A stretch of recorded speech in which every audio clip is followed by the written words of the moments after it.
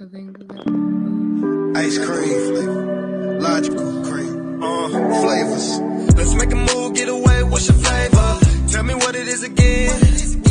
What you like, get it twice, what's your style? Let's get crazy, let's get lit, let's get wild. Take you out, show you off, what's your flavor? Tell me what it is again. Anywhere in the world, take you mild. Show me the real, you go and let it out. Your flavor, vanilla mix on brown cones, rainbow sprinkles on your AP two-tone. I ain't about materials, is habitual for the inventor to get spiritual. I ridicule your decisions in the specimen. Make guys like me had to step up, be the better man. Baby, I know your flavor, green apple colored gators. I ain't a rich man yet, I'm gathering data. I'm saying. What's going on? What's going on? It's your boy Ike. And we're here on 95 South TV once again. First and foremost, I want to thank God for this opportunity to be able to come on here on this live platform to have great guests, great people, and great topics. Next, I want to introduce my right-hand man, the one that make everything go behind the scenes. Without him, we wouldn't be able to make this go. You know what I'm saying? My man, Jacob the Great. What's going on, fam? Hey, what's up, man? Glad to be in the land of the living, man. You know my motto. Another day, another chance, another choice, man, and another day to get it right. So we here. Yes, sir. Yes, sir. So go ahead and introduce this beautiful queen, and let us get this thing going. Man, today, man, we have special guest, Miss Tara Lynn Towns. Boy, she do a lot, man. When it comes to organizing, when it comes to being an advocate, being a life coach, being a public figure, when it comes to, helping people understand that they were born great, they were born to win. That's all her wrapped into a nutshell. What's up, Tara? How you doing? Hey, I'm doing good. How are you guys? Good, Doing good, well, good. doing well. So, before we get into your story and get into this topic, when people ask you who is Tara Lynn Towns, what type of response is that? Well, first and foremost, I'm a mom on a mission. That's what I say. My son, you already know, you'll know the story in a minute, is my Right. inspiration and pushed me into my purpose.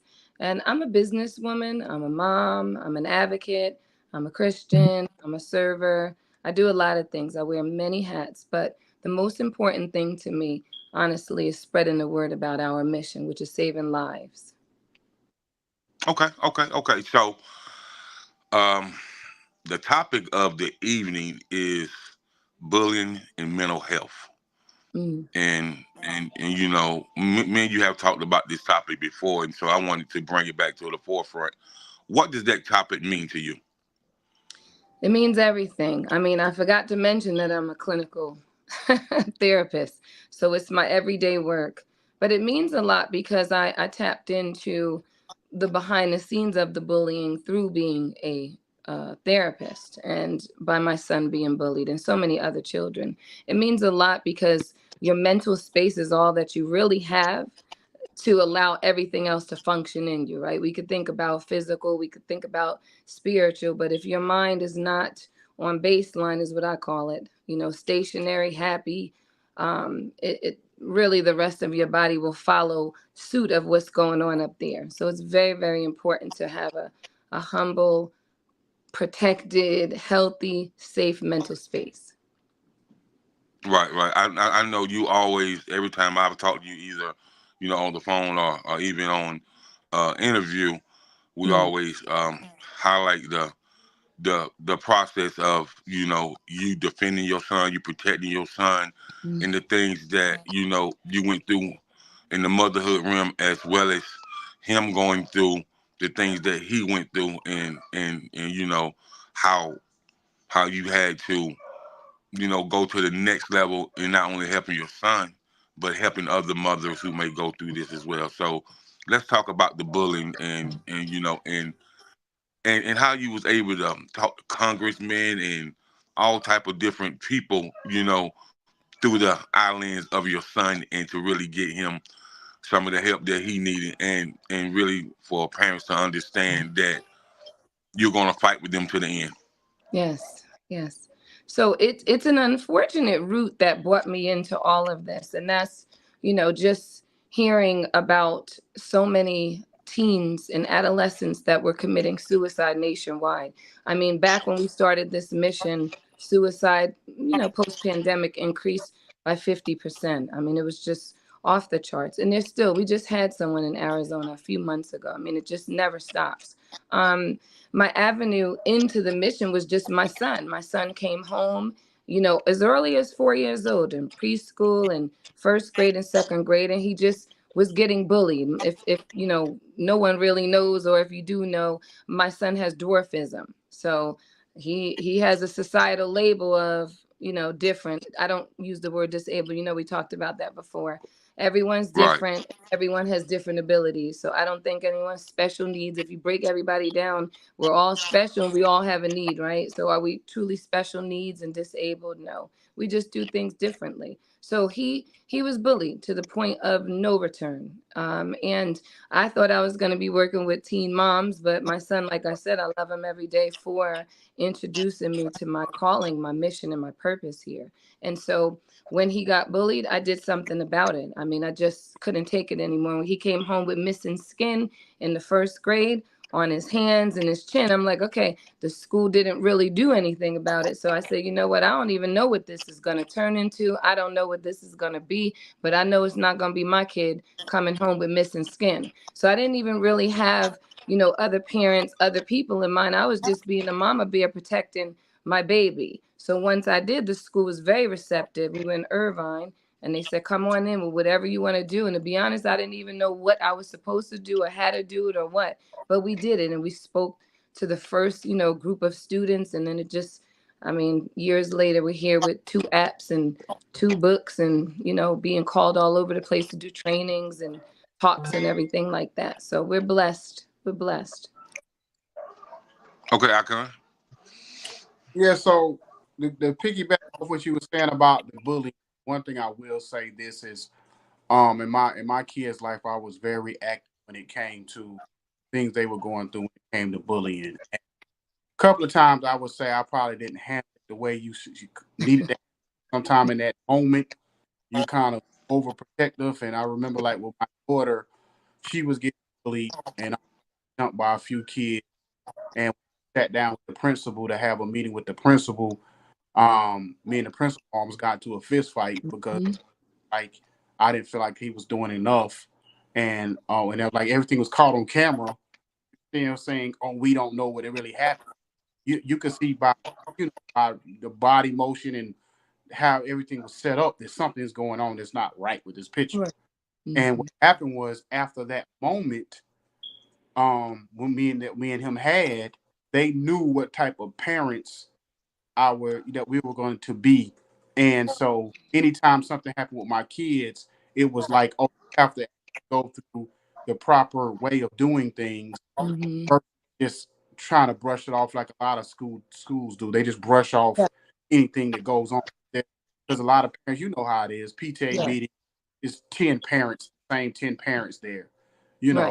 All social events or school events, whatever, sports, whatever, it's the same parents every time. Right. They know who's going to be active and who's not. So to me, how important for you to really be to try to stay?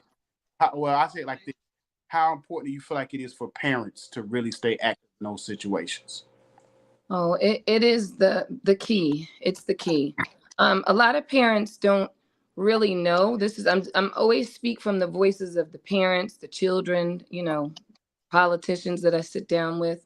And a lot of parents say, I don't even know what certain types of bullying. I don't know. I don't know. My child says, someone didn't sit next to them and then everyone laughed. That's humiliating. That's called social bullying, right? But parents like, I don't even have a title to it. There's a difference between a banter and a bully. So I think the parent is the key component. Obviously, we need the schools and we need, laws put in place. Still, we're fighting for a federal law. I want it worldwide, but nationwide that mandates certain things take place when parents or students or the school doesn't really stand up and do what is need to do. And I'm not here bashing schools because a lot of them, they're unaware. The kids are not speaking up. They say, Miss Tara, snitches get stitches. What do we do? And I'm like, no. If you don't talk about it. You got to change. We have to change all of these labels and terminologies, but the parent is the put in. It's the key. And the one thing that you said, I want to piggyback off of that, because that was my first response before I learned all of this, what I've learned through this journey. Okay, I went in there like a renegade, like my baby's missing skin. Like, I'm not even joking. Okay, I'm cool, but you know, I'm from Jersey, y'all. So it came out a little bit when we had some missing skin. And I just was like, okay, but you know what? The principal there, she was so receptive. She said, please, I understand, but what do you think we should do? This is where a lot of schools, that leadership is very, very important. The parent and teacher association, Lord Jesus, nationwide, there's a big union. We need to connect everywhere. We need to do trainings, monthly, annual, 6 months. We need to go to Vegas and have big workshops and conventions and different things this is one of the hottest topics on the planet, and it's not going anywhere. Like I said, we just had a young man take his life maybe 2 months ago now out here in Arizona. And it's going to continue if we, the parents and the leadership in the educational institution, do not come together. You're right. It's the same 10 parents, right? Because the other parents, half of them don't know. A lot of them say, hey, I'm tired. Let's switch the date. When is your day off? I'll work on a Saturday. Heck, I'll come in on a Sunday. Like, numbers change laws. Numbers create laws, but we don't have enough of those numbers. So we got to keep doing it the way that we're doing it until it gets done. Yeah. So we're going to take a quick commercial. We'll be back in literally here on 95. Okay, we back here on 95 South TV with my man Jacob the Great and our special guest tonight, Tara Towns. So let me ask you this, and this is gonna probably sound crazy because I think to say crazy, but we kind of mirror certain things, situations. I actually have a cousin that's a dwarf, and he's a blind dwarf at that. Mm-hmm. Well, I think his mom, like me and her, very close.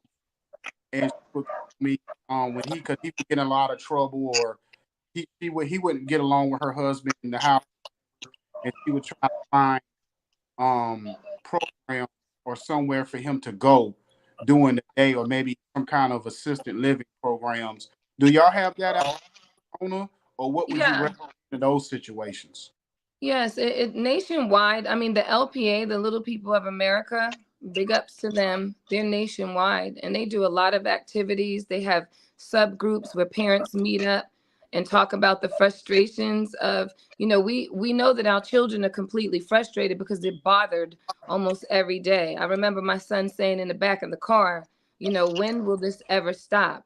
And my son went through a time, seriously, where he was under SI watch. So me being a clinician, I got hit in my heart with that. I'm like, how I've given him every coping skill. But sometimes that punch and that blow is just a little bit too much for anyone to handle, especially when you have the labels. That's why I say get rid of the labels. I do a whole workshop on labels. They got to go. They got to go. So yes, there are programs nationwide, Little People of America, even day programs, the Boys and Girls Club, whatever, anything to get the child or the kid. And even if they're an adult, with extreme behaviors, once again, it's called day programs and group homes and different things like that. Yeah. It's funny to say that because they're supposed to be, I heard the other day, getting rid of the word fat out of the dictionary. They're supposed to be removing it out of the dictionary. Also, when it comes to books, and so it plays a huge part. And I don't know how to do it, but I know me and Jacob, he's 50, I'm 48. And one thing that me and him to talk for, we first started was how we can understand. I never understood what online, because I'm like, just get offline. So so how has that for you, clinician? How has that kind of affected, or what have you seen that you had to adjust to being a clinical therapist, as far as when the media and online bullying kind of took over? That's really huge right now. Yes. Cyberbullying is a lot of people focus on physical bullying. I discovered before I wrote my book, Are You Raising a Bully? I had to do research for years to know what I'm talking about, right? And what I found, because I'm hired through schools, I consult and I do their data of this many children and this ethnicity and this label, that like I break it down with the data and the statistics because we have to know. And a lot of people focus on physical bullying, meaning they think it's like number one, really the only type of sabotaging bullying that there is, and definitely the only type that impairs the mental, but it's not really true. Emotional bullying, social bullying, and cyberbullying lead over that. So I just want to educate people tonight. The physical is there because we see it, but that mental stays in that mind, and that's why these kids are becoming depressed, and then they're becoming suicidal, and then unfortunately a lot of them are moving forward with that, thinking it's the only option. Cyberbullying is the toughest. I have a whole chapter about it in the book because it's the toughest bullying to catch, right? Because people catfish, people have accounts that don't belong to them, the kids are in the game and they're being manipulated inside of these games, and predators are in the games luring kids into places. Those are bullies. Anyone who violates anyone is a bully. That's the true definition of a bully, is a person who intentionally harms another person. So cyberbullying is so important. Another thing too is, because I get this question a lot, my daughter's being cyberbullied, right? My son is being cyberbullied. Why would it drive them to commit suicide or to, be depressed? And I say to myself, okay, we're in a world now that is completely lost with human touch, right? Everything is a tablet or a pad. I got 2-year-olds coming in showing me how to use my tablet better than me. I'm the true story. And everything is mechanical. Everything is technology, right? Empathy is out the building. Coping skills are out the building. And then we just give them all of these electronics, games. I mean, that's not a coping skill. That's just a leisure that takes it away. But here come these predators knowing that these kids are going to be on these things a lot of the time. So here's a great space. I don't have to be revealed either. So or other kids bullying other kids through the games and cyberbullying. I'm going to say this.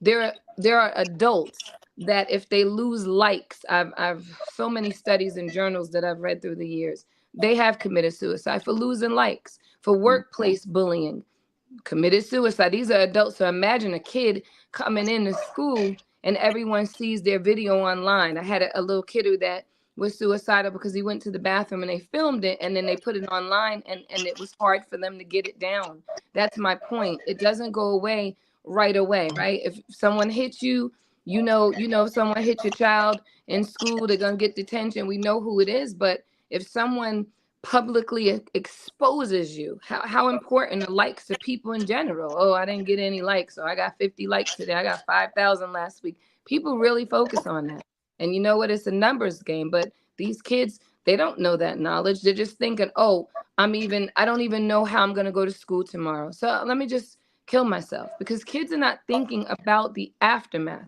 They only think about the moment, right? Even with play, see them play for 10 minutes, they're jumping on to the next toy, the next thing. They're not thinking about, my parents are going to be devastated. I have moms that are under suicidal watch to this day for their, children who have committed suicide. I still stay very, very close because I'm still working with them, to get laws changed. But it's just societal pressure is just insurmountable. I don't even have a word for it. And just think about kids, with their level of coping skills and a lack of empathy. That's a recipe for what we have going on right now, which is people, really not being here anymore due to this. It's so serious. Okay. We'll take a quick break. Right back here.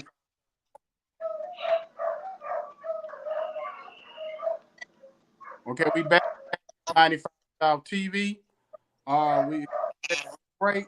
The therapist, Tara Towns. Go ahead, Jake. I know you got some more questions.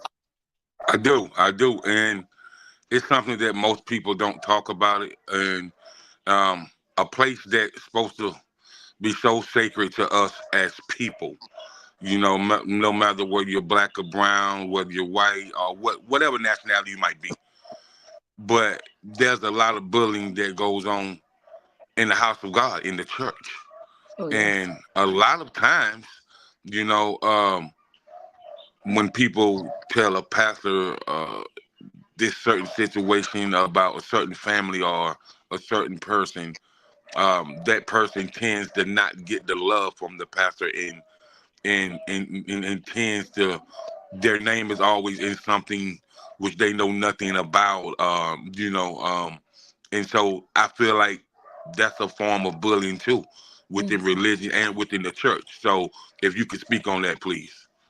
Yes, being that I am a Christian woman, it goes on a lot in church, even the judgment in church, right? We have not everyone, but a lot of the elders, because they've been in the church game for so many years, they forget that they came there for a reason, or they came there with some troubles a long time ago. Right now, they're holy, and someone comes in with 3 kids without a man or something. It's like, oh, look at her, look at how she's dressed, or look at this, look at that skirt needs to be below her knee, and God wants us to come in there as we are so that he can shift us and work on us, right? So that will deter people. There's a lot, it's everywhere. Like I said, a church is a business, right? So people who give more money to the church, and we know this to be a fact, so I'm not saying anything that we don't know.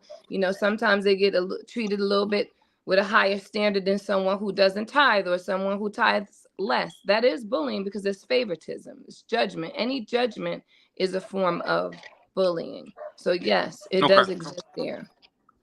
Okay. So if we can also talk, and thank you for that. If we can also talk about your 503 nonprofit, and if we can talk about the apps, and if we can talk about your 2 books, and we can talk about the type of events that you bring people together to give them a better understanding, that would be great. All right. So yeah, so I found it Tiny Be Mighty. It's a 501c3, like you just stated. And what we do is we raise awareness for dwarfism, and then we have a dual purpose on our 501. So we raise awareness for bullying, and we raise, excuse me, awareness for dwarfism research, because it's not at the top of the list for scientific research. So those are the 2 things that we do. As far as what I do in the field with the nonprofits, I help families. I don't like to say this, but I have to say this. We help families who don't have enough money for the burials of their children. I mean, it's that deep, right? Some medical bills. Some parents, they say to me, how can I even live in this house? I got to walk past their room. I don't have any money to move from this apartment or this house. I mean, it's just, these are the things that people really don't know that happens after someone takes their life. And I do focus on that a lot, because a lot of people don't talk about it. They're afraid to talk about it, or they ignore it. I sit in the homes of people that have had children take their lives ages 7 to 17. So I talk about it quite often, because that is where we're going to this space now where kids are like, I'm out. I can't take it anymore. You're not helping me. It's not changing. Like my son said, when is this ever going to stop, Mom? Yeah, I jumped right in when he said that. And it hurts my heart, but we got to be tough, and we have to just give them the coping skills. So that is a lot of, what I do behind the scenes. And as far as events and different things, we do an annual fashion show. We do workshops. I just came from New Jersey. I was in New Jersey. We spent a month. Well, I spent a month there, but I spent a week exposing the types of bullying, the education, the workshops. We were on a football field with 3,000 kids. It was amazing. It's all experiential. It's all exciting for them. It's fun, but it's real. And then I did a training with the teachers, admin, and the parents. So there's a lot that needs to continue to happen. But those are the things that we do with the nonprofit. And as a consultant, I'm hired nationwide with different school districts to go through their data set to let them know, hey, you have a lot of cases that, where Latinos are the target, or, people who are overweight are the target. Like, I break it down so that the school knows. That's one thing about education. If you just bring an umbrella of so many different things, it's like you can't hone in right on the specific thing that's happening. So I break down data. It takes me a couple months to really get into the data, depending on the size of the district. And then now we treat, hey, these kids don't really understand social bullying. These kids don't understand cyberbullying. And we hone in on exactly the heaviest point of bullying in the district. And that's how we're beginning to see a lot of results with that. Okay. Great. And then I pay closely attention, to my nieces and my little cousins, and a lot of times they don't want to say it, but while they're dating people in high school, they're getting bullied through the dating scene. And so that teen dating and bullying goes together. If you can chime in on that, just a little bit. Yes.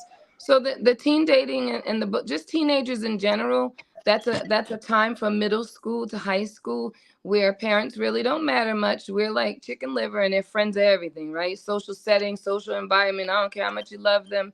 It's like we get kicked to the curb for a little bit, but they come back, y'all. They come back. But they do. They get bullied for everything, right? So you may get someone to say that you're being fast, or I heard you were kissing somebody in the bathroom. I heard even worse, these kids are grown today. I heard that, you're out there with everybody like that. It's crushing. It's demeaning to character. It's everything. Or why are you dating that person, right? We have interracial dating.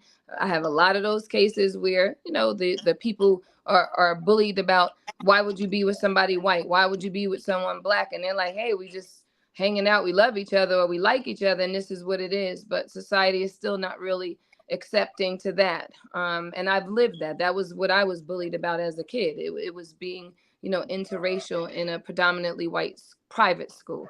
So yeah, it just exists in any genre of anything where there's people and socialization. Believe me, bullying exists. Okay, and actually one more question. I'll give it back to you, Icon. Let's talk about these two apps and these books that you have written. I know when I talked to you last time, the app was getting ready to launch, and you were so excited, and I always knew that you was an author because just me knowing on how much you write as far as you having your own notes, because when you talk to people and students, those are nothing but lesson plans. Right. Those are teacher manuals. And so if you can chime in on that for me, please. Yes. So I have two books, and one is the children's book, and we spoke about that because this one wasn't ready yet. So this is Right. Tiny But Mighty. This is about my son, a little prince who goes against giants, and it's all about bullying, but it's about yourself. It's about loving yourself. It's about finding your giant within and using it properly. We don't promote violence. We do promote, definitely protecting yourself. Though if you're getting jumped, you got to do what you got to do. Are You Raising a Bully? It's been called the holy grail to bullying by a world-renowned expert, Mark Hoberman. I mean, it's getting very, very good reviews. This book it's a parent's guide. It's a teacher's guide. It's a personal guide. It's a political guide. Like, if you want to know about bullying, this book will tell you, but it breaks down the 7 types of bullying, the characters in the bullying. It's not just a bully and a target. There's the promoter, like, go get him. There's the announcer, hey, meet us at 5:00. So-and-so's getting beat up. All of those people are characters. I call it in the bullying transaction, right? It's a transfer of negative energy between two people. So this book is really, really good. I break it down. And then this is in the back. There's all of the tools in the world that a parent could use, that a teacher can use to create that the school admin can use to create a healthy environment for the students. Now the apps, I was very excited because we were almost there. We were in beta. And so, so we're in both Android and Apple, obviously. And it's called the Bullying Buddy app. I call it the buddy in their pocket. And the app, it does amazing things. It collects data. In the app, you can put if your child has been bullied. there's a bereavement section because we need numbers for the government so people can put their story of their child or what happened to it. We're collecting data. Numbers get stuff done. Numbers get laws put in place. But how the app works is if your child is being bullied, and I have the adult version called Secure. If you're being bullied, right, and let's say you can't get to it, or let's just say that you're active shooting, let's do that one because that's a big thing that's taking place. You don't have to talk. You can just press the button and it begins to film your environment, and you don't even have to do anything. It's voice activated, so you can say emergency or EBB, very low. It's very temperamental, and it will turn on. And as your environment is being captured, your parent is watching what's happening to you, and your location is secured. So now we don't have to say, the shooter is in the closet in the classroom. We have to wait 20 minutes outside of the door. They will already know where the shooter is. So if they have to take that person down, they know exactly everything.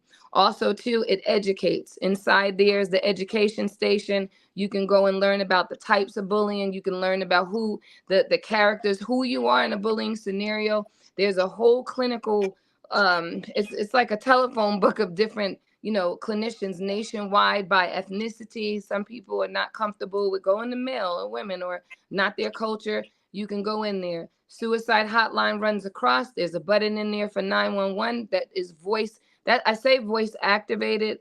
I focus on that because a lot of the times you can't, right? You're not using your hands if you're getting jumped or if you're afraid. So you can just set it off. And then there's a place inside of the app, which I call the watcher in the book. That's the bystander. He or she can also activate theirs. If you're being bullied, they don't even have to tell now. I did this because the kids kept saying snitches get stitches. Snitches. Okay, we're not being snitches now. We're just capturing our environment. Let's just take the labels off, right?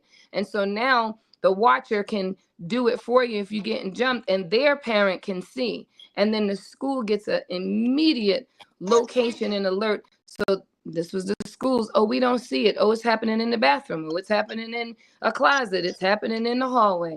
Well, you can see it now. So this app eliminates all excuses. It does so much more, but that's what we really wanted to focus on, the safety, having access to something quickly, having the parents and admin see it, and then them being able to jump right in there and redirect it and stop it, basically.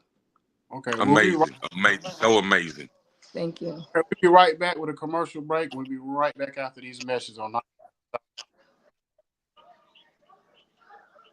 Okay, we back on 95 South TV. So I got a quick question for you. One, when it comes to your 501c 3C, have you reached out to any dwarf like celebrities that maybe can draw into it? Because I know it's a lot of actors and actresses that's been in film and television that I know pretty sure in certain things in their life that maybe could be a sponsor or a brand ambassador for what. No, not at this time. We haven't connected, but we were waiting for everything to be out of beta, and now we're just ready to roll with everything. I also wrote a curriculum, Be Brave, so it's certified through the school system, but we have not. We do, however, have professional athletes attached to our brand. A lot of them have bullying stories or were protectors, of people who were bullied. So we have professional NFL, NBA, WNBA, and boxers now. We just had a boxer come on. So we're excited. We get a lot of support in that way. But I think that's an amazing idea, especially, for people who are beautifully diverse. That's what I call, that's my word for disabled. You're beautiful. You're different. So what? We're all different, right? But a lot of these children think that they cannot be successful because of their label. So I love when someone who is beautifully diverse does take their career or take themselves to the moon, because kids with this or teenagers with this can see it's not the end of the world that I'm considered different, right? It's just I have to do things a different way, and that's it. That's the beauty I think being different is beautiful. That's just my opinion. Society says different. Yeah, and it's funny to say the word beautiful, because I literally just talked to somebody, just having a discussion about the light skin, like female like yourself, or male that can either white people look at you as black, the dark skinned people might look at you as white.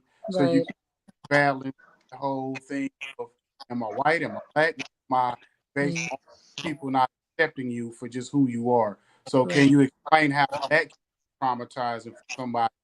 And did you deal with that? Because like you were saying earlier, people may look at you, label you a certain way because of your skin tone. Correct. So I went through that with even family, right? I mean, I had situations to where if my hair was always very long and theirs wasn't, and we were going somewhere, they said, you're going to wear your hair in a bun, right? You know what I mean? So that my hair could not be shown. I mean, I was bullied for, okay, I'm mixed. I'm a black woman though, and I was raised as an African American woman. My mother is Irish, German, and Dutch, and I love her very dearly. But she also adopted the culture. You see, from 17 years old, because that's how early, my parents married. But the bottom line is that I was an overweight kid. I'm in a private school with it was three of us, okay, my cousin, myself, and another African American, and then a Spanish boy. That's it. And then we're in this school, and it was mortified. I was mortified on a daily basis because of those things. Yes, I was made to feel like confused, literally. Like, okay, so do I please people and change myself and conform to their ways? Or do I hang out with the white girls because there were more of them? Or do I hang out with it's very confusing. It's traumatizing in itself, but thank the Lord I had two parents that were on the same page that fed into us. Like, okay, so if you're considered different, then you make your own lane. Make your own lane. Whatever you want to be is what you're going to be. Don't be a follower, be a leader. My dad used to drill that in me. I used to come home crying like, honestly, I'm just being real. Like the white girls in the school, if you didn't talk like them and you didn't, like, oh my God, and Valley Girl this and that, and if you didn't fight, and then you would put in another cat, and it was insane. But I really did find my own lane, even that young. I was like, okay, I'm just going to do what I'm going to do. I put my time and efforts into music. I sing and I write. So that's where that was my healing. But not everyone, knows what they want to do early on in life, so that they're not equipped with a way out. You know what I'm saying? Like an avenue out, safe haven. And so that's, I would say that. Now, what I will say to mixed children is create your own lane. Create your own lane. Be who you are. You're just a person. We're all people. We're not labels. That's what I keep saying. Stop it with the labels. We're not mixed. We're not this. We're not that. My culture is African American, so I rep it all day. But I love my mother. She passed on. I love that culture too. You know what I'm saying? I love her. I rep her. But my culture is African American.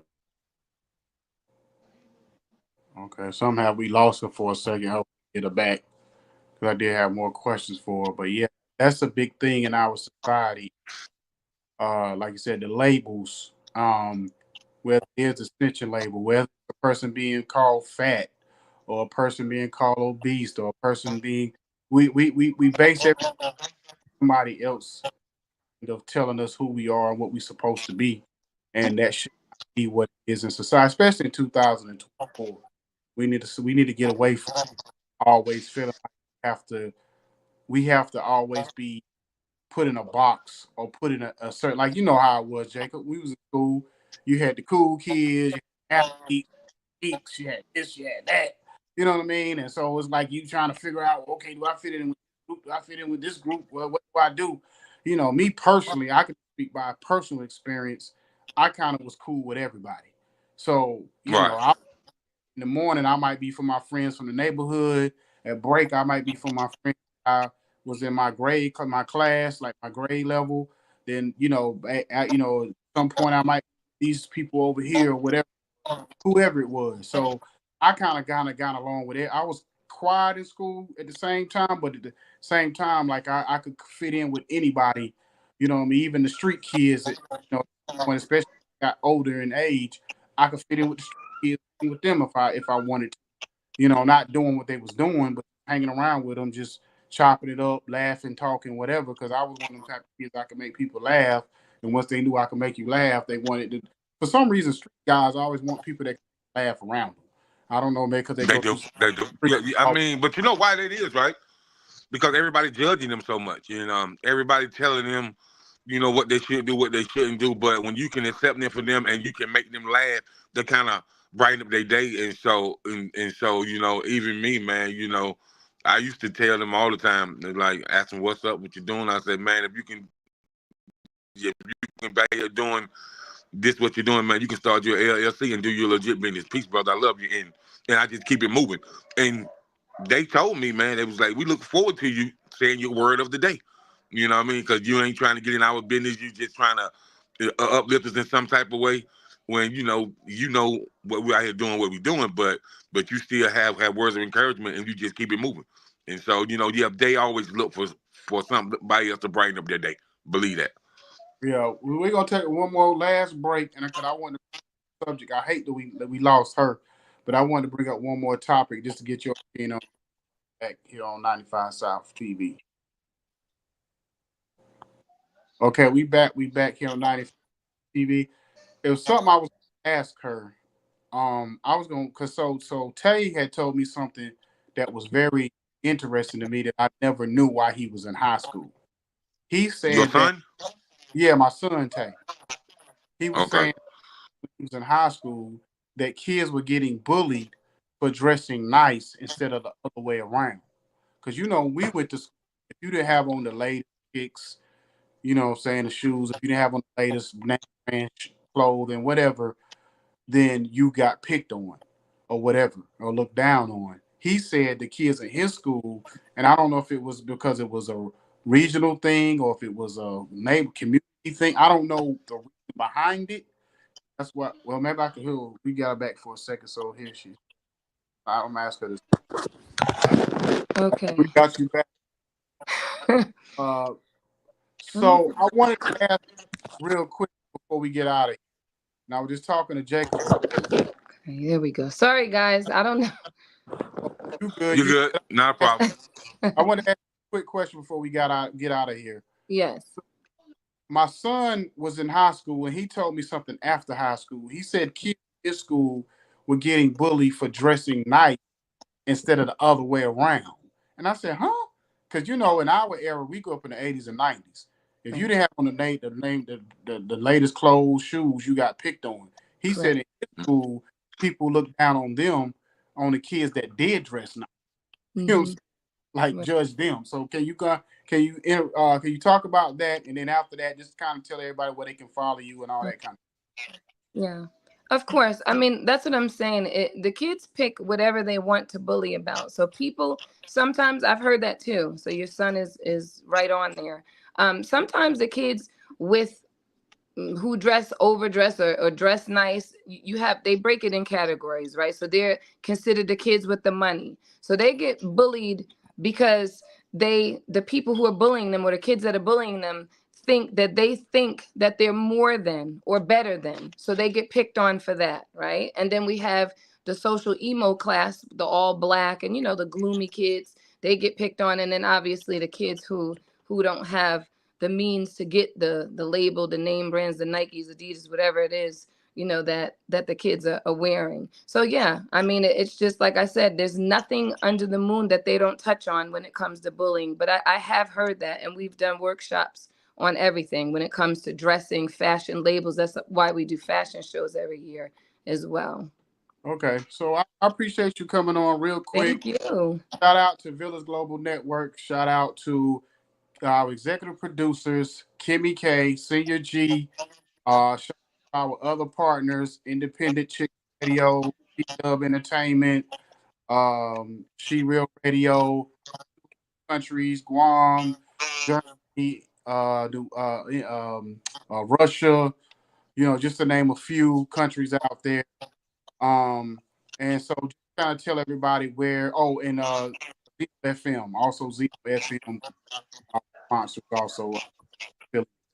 So just tell everybody where they can find you and how they can, reach out to you if they need to. Okay, so the book, you can go to areyouraisingabully.com. It has its own website, and you can download the book or you can purchase the book. For our nonprofit, if you want to make a donation, and donations do not always have to be monetary. If you want to volunteer and help us, it's tinybemighty.org. That's our nonprofit 501c3. And then for me personally, I'm on social media. I'm TL Towns 8 on Instagram. I'm on LinkedIn as Tara Lynn Towns. I'm on Facebook as Tara Lynn Towns. The Bullying Buddy, the two apps, they have its own website as well. It's like the word THE, bullyingbuddy.com. And that's where you can download the app straight from the website, or you can read a little bit more about it. Once again, I also consult law firms. So that's my contact is Tara Lynn Towns. I can be reached through the website. You can leave me a message there, or you can contact me. We have our business number on there. And on Amazon, the books are on Amazon. They're everywhere. So we can be reached. Okay. We're out there. Okay, well, I appreciate you coming on, giving us your time. We hope to have you back real soon because you have a lot of valuable information that people need. Thank you. We wish you the best. And if anything we can do to help you out, just let us know. Reach out to us. We definitely be there. Thank you, guys. I Thank you so appreciate much, it. And thank you to the sponsors. And you guys be blessed and take care. All right. Thank You as well. Thank you. Okay. Thank you.